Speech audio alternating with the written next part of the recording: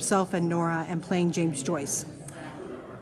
I was involved with the San Diego production back in 2005. So on and off, I've been with the show and helping to develop the show since that time. Now, what do you bring of yourself to the role?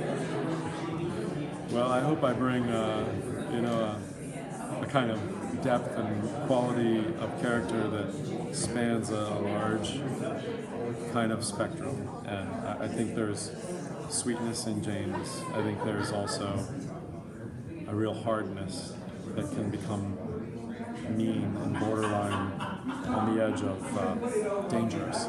And I also believe that he's got an incredible sense of irony and comedy and fun and entertainment as well. So I try to fulfill all those colors as best I can. Now, your voice is seriously amazing, and your acting is Thank you so much. layered. Where have you been? What have you been doing? Where could we have seen you? Well, I did a few Broadway shows throughout my career here in New York, and in between those shows, I did a lot of world premieres of shows as well, out in the region. Can you name the theaters. shows? The Broadway shows or the regional All of the theater above. shows? Oh, okay. So I've done a few Broadway shows. Maybe you've heard of them. Miss Saigon, Smokey Joe's Cafe. The one original show I did was the Civil War, and recently I did Jersey Boys for a very long time while I've been raising my children. And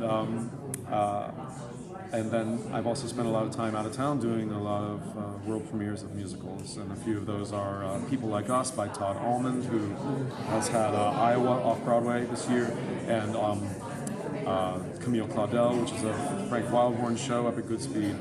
And I did Zhivago with Des Makhanoff out at La Jolla Playhouse. So I had spent a lot of time really trying to create new roles and shows, and then landed at Jersey Boys for a while so that I could spend some time with my kids and raise my kids and move out to the burbs and so on and so forth. If there's a show that you could do, what show would you like to do? Oh my goodness. Of course I'd love to do the whole canon of Stephen Sondheim's material. And I did work at the Kennedy Center when they did the Sondheim celebration, and worked with Stephen one-on-one when I played Paul in Company. So I mean, some roles that I would love to play, Sweeney Todd and Bobby. I still want to play Bobby before it's too late. But I really do enjoy all of his work. And I often love playing all the old classics as well, the Rodgers and Hammersteins, and I love to go back to those. And what would you like for himself and Nora? What is your hopes? What is your dreams?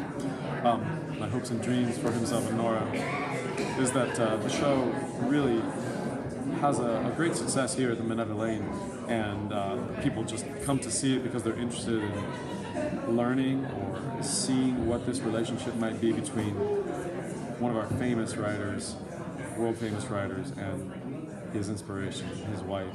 And I hope that they are entertained.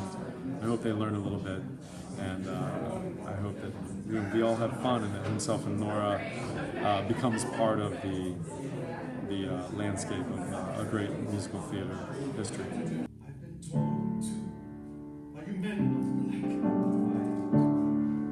white. Blasphemy. You betray me with guilt, you pretenders of the light. So I kneel in the rooms of the torn organs, I buy a little love in the night. When you've lost land and tongue, and you're tied to the law wrong, there's only one way left. You can fight. I tell you now, my friend, I will stand for the land of Adam. I tell you now, my friend, I will write and be free. I tell you now, my friend, when I stand for the land of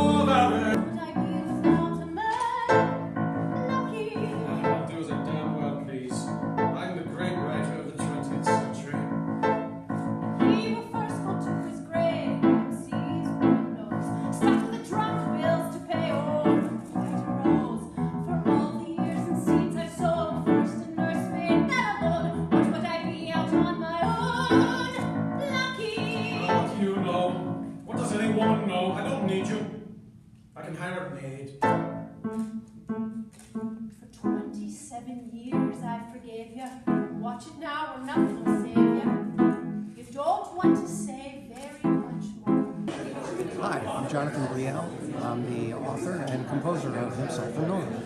Now, what made you start working on Himself and Nora? I became fascinated with this writer that we all are afraid to read, and the woman who influenced him to become the man and the writer that he became. And the more I dug into it, the more I realized how much it was the woman that made him the writer that he was. Now, how much of Joyce's words are in this? None. None. This is all original. When we first started, there was, I was very careful not to, infringe on any copyright. And so the reason it feels Joycean when you hear it is that it's the syntax of the sentences. And I was very careful how I did that. And it created the sense of Joycean words. So I'm glad you were surprised. That's great. I was. Now, this show has had a journey. Can you tell us about the journey? Sure. Our first musical version of the show was in 2005 at the Old Globe. Matt starred, and that's when we first met. What I did after that was I knew we had an entertaining show. I wanted to make sure it was right for the Joyceans, and so we were invited to Dublin by the James Joyce Center. And at the James Joyce Center, we performed a concert of it, and we got their blessing, which was not just their blessing, but they thought I had achieved what they had never been able to do, which is make Joyce accessible. I took it back. We were invited back. As a matter of fact, that was done on Bloomsday. And Bloomsday, for those that don't know, is Molly Bloom is probably the most famous character and woman character in literature from Ulysses, which was Joyce's greatest novel. And the day that novel takes place in 24 hours happens to be the day that Nora and Joyce met. And so he has dedicated his novel to the day that she met. And so in any event, we were invited on Bloomsday to perform the show in Dublin, which was just amazing. They invited us again the following year, and after that we did it at NIMH, and then from that we were offered a recording deal, and from that we were offered a production at Hamilton Stage, and now I feel very blessed that here we are coming off Broadway.